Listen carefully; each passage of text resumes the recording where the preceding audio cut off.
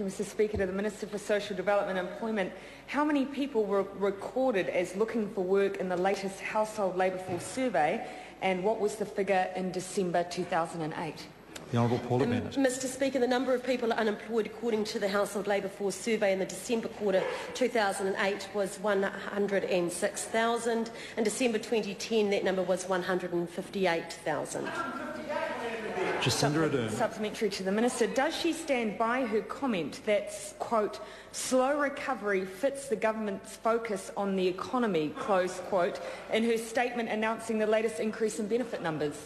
The Honourable Paula Bennett. Mr Speaker, that was a selected part of a comment that was made that she's taken from that. Order. What I am saying is that it's been a bumpy recovery. I apologise to the Minister. Now, the Minister was asked a question, and the Minister is answering that question. I accept she's answering that question. I want to hear the answer, and it's an unreasonable level of interjection from the opposition. The Honourable Paula Bennett. Mr Speaker, what we are saying is that it is a bumpy road out. Actually, unemployment rate had started to climb a year before this government took the Treasury benches. In December 2007 it was at 3.4%, but in December 2008 it was at 4.6%, and that hadn't been recognised in initiatives either. Jacinda Ardern. Supplementary to the Minister. Does she also stand by her statement that, quote, there are just not as many jobs out there for the people that want them, close quote, and if so, can she advise the House how many jobs her government has actively created? The Honourable Paula Bennett. Mr Speaker, what I can say is there is obviously more people looking for work than there are jobs available for them, otherwise we would not see the unemployment rate as it is. But I would like to say that we've also seen a number of new vacancies that are coming into Work and Income every time, and more than ever have been because of the work that they're doing. The labour market is still moving. When it comes to job creation, it's actually businesses that do that, not governments, and it's businesses that we're supporting. Tim McIndoe.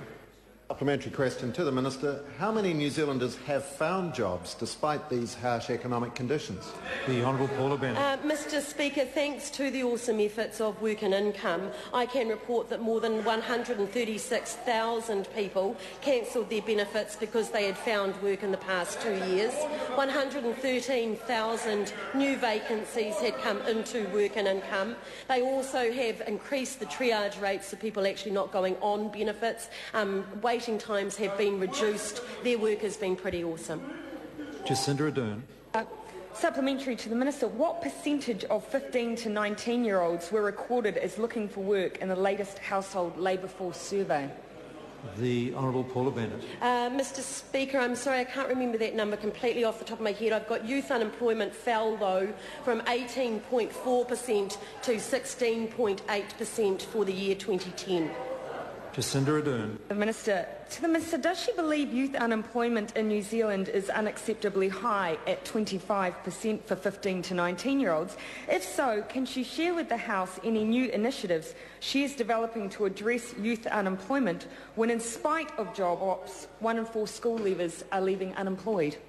The Honourable Paula Bennett. Mr Speaker, what we also saw in the most recent HLF is that NEET had fallen to 9.8%. So many young people are staying in school longer, are going into tertiary education. 6,900 more people in tertiary, according to their figures. We also saw unemployment fall from 18.4 to 16.8. We also saw for the year of 2010 that youth employment rose by 5,400. So 5,400 more people, more young people in work over the year of 2010. Point of order, Jacinda Ardern. Mr Speaker, I acknowledge that there was 2 parts of my question, and the Minister could have chosen to answer either whether or not she believed youth unemployment was unacceptably high, or what new initiatives her government was working on. She chose to address neither of those questions. I'll hear the Honourable Simon Power on the point of order. Mr Speaker, given your previous ruling earlier today, the problem is actually not in the answer, it's the question asking the Minister what she believes. The order. Of course, when ministers are asked opinions, it doesn't mean they can ignore it totally. They're still expected to answer, but there's no precise answer to an opinion. I didn't pull the Minister up because I believe that with respect to the second part of the question, the Minister was emphasising initiatives around tertiary education that were, in her view, taking up some young unemployed people. Now, whether that's correct or not, the member may wish to question the Minister further on that sort of thing next sitting day, but to argue the Minister didn't answer the question at all, I think is a bit of a long bow right now.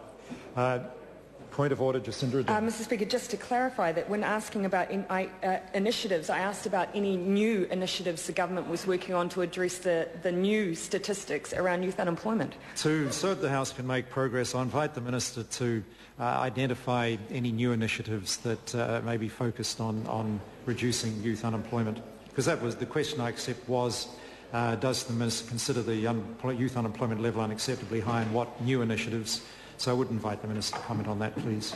Mr. Speaker, there has been a close initiatives going on between tertiary, the education sector, along with social development. We've also seen community max has been increased into those areas that are most in the budget last year. We also saw an extension of the job ops initiatives that were going on there as well. There's been a keen focus, and actually $1 million new went into South Auckland, particularly looking at young Pacific Island, and we're seeing results for that as well.